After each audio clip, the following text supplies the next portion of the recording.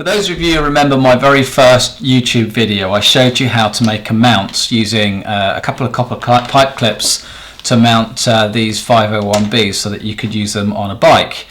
Unfortunately, since then, bike technology has changed a bit now, and most handlebars now use the oversized bar for the mount. So these copper pipe clips will work fine at this end of the bar, but they won't work so well in the middle of the bar. And as you know from anyone who cycles throughout the winter, getting cheap bike lights that are really powerful is really difficult. And if you want something like 500 or 600 lumen on your handlebars, the equivalent of a couple of car headlights, you're looking at £50–60 or more for dedicated bike lights.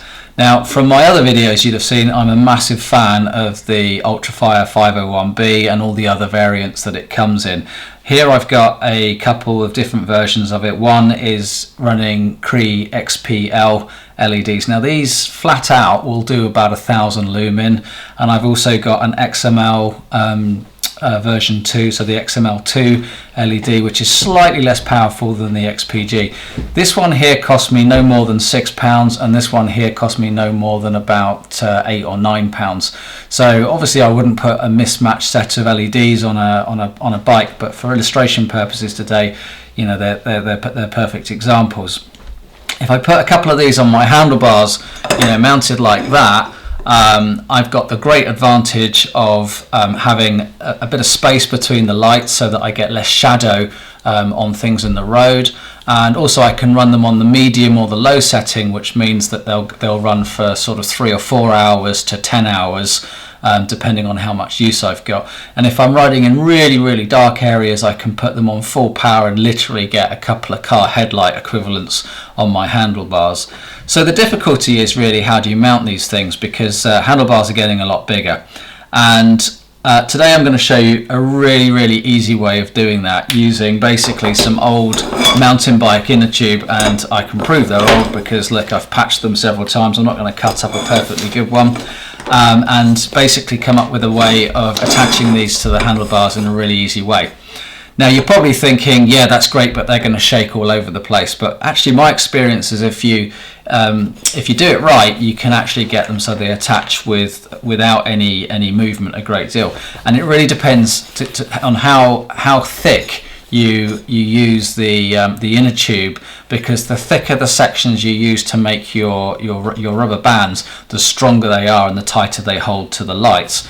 The other thing that we're going to do is we're going to cover the barrel of the light with a section of InnerTube to create a little bit of padding so that it actually can grip the bars a little bit better.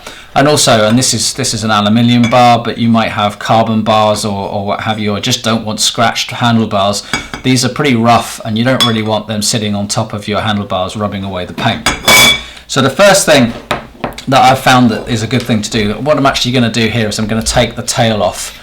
And the reason for doing that is what I do on the handlebars is just for an extra safety thing, I just loop the tail around the handlebars like that, just so that if ever I have a crash or my light mount fails, I've got this basically as a little backup here. So I tend to do that just to make my life a little bit easier, and it also keeps the string out of the way.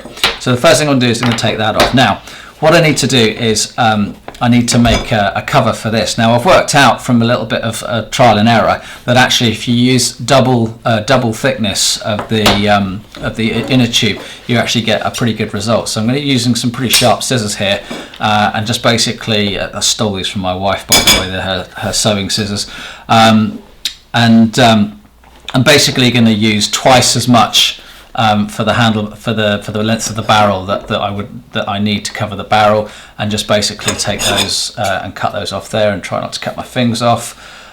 And then, so I've got my first piece of tubing there. So what I'm going to do is I'm going to thread that over there. Now this one is quite a big InnerTube, so I might actually have to pre-do that one beforehand, and I just happen to have chosen one that's covered in chalk dust, but all my InnerTubes were like this when I was experimenting, so I'm just gonna do that for a little bit,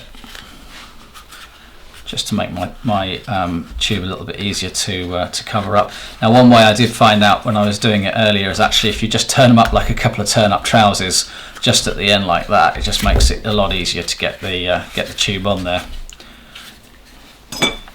And then I'm just going to thread my my light through there and just pull it over like a jacket like that.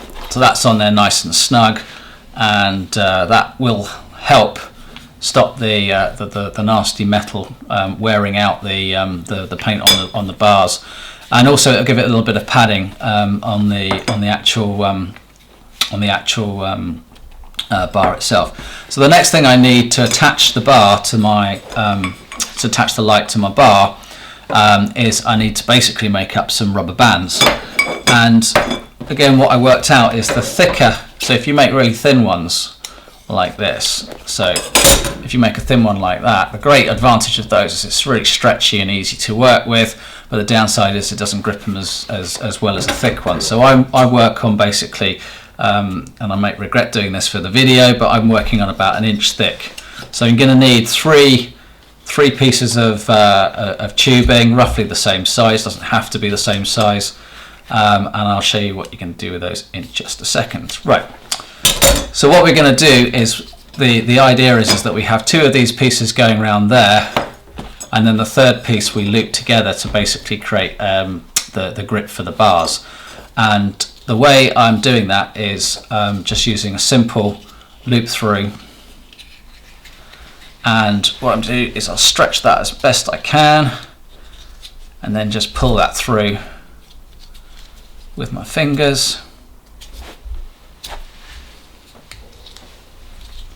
and that's the first loop attached like that. Just give it a good old tug, and then I'll do the same for the other end and get that one through there.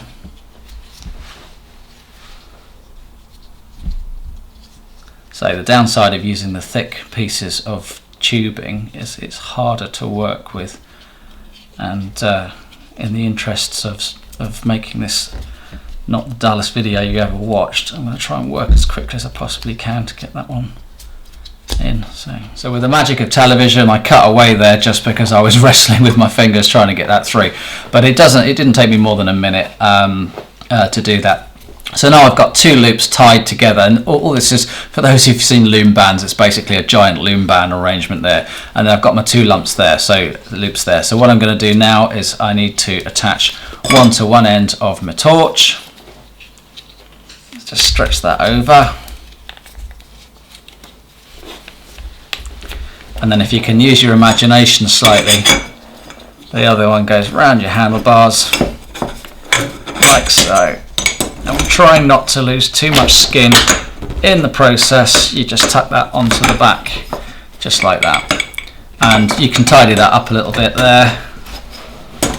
Ideally, if you can get it right over the sleeve, you're in a good shape to attach that. So that is now attached to my handlebars, and then what I do is just attach my tail on like that as a little bit of extra security, and then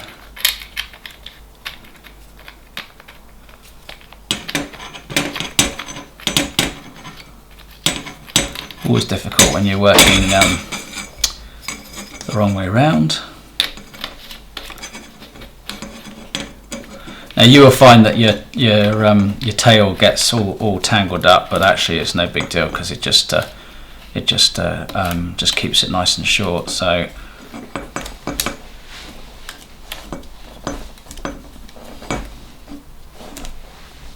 there we have it. I've mounted my first light onto my handlebars, done it backwards, so I can just adjust that as I like, and this is pretty tight on there and it won't move much. Now for mountain biking, I've actually worked out that it works better if you mount them upside down, so they sling underneath your handlebars because they move around less, but for road biking I found on top of the bars is fine. And look at that, I've got a nice easily 800 lumen headlight there, with another one on the other side of my bars. I've got myself a great set of headlights that can run all through the winter on low. Now, some people will be thinking, okay, well, he's an idiot for having 800 lumen lights on his handlebars. But actually, if you just point them down a little bit, and I'm running this one on low now, it's only about 120 at the moment, 120 lumens. If you just point it down, it's not going to blind anyone as long as it's pointing at the road, but it will actually light your way, and yeah, I hope it's useful. Thank you.